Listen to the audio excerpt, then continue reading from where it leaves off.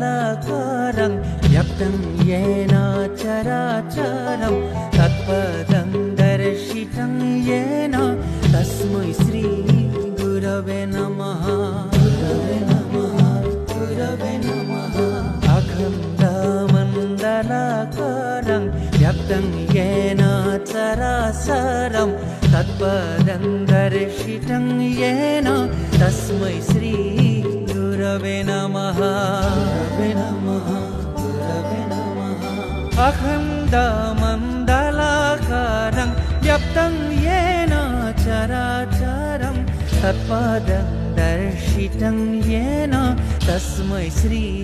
गुरवे नमः गुरवे नमः गुरवे नमः अखण्डमण्डलाकारं व्याप्तं येन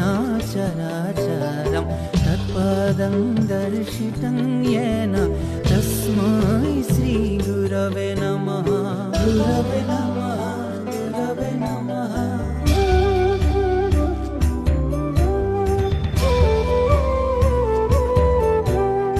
अज्ञान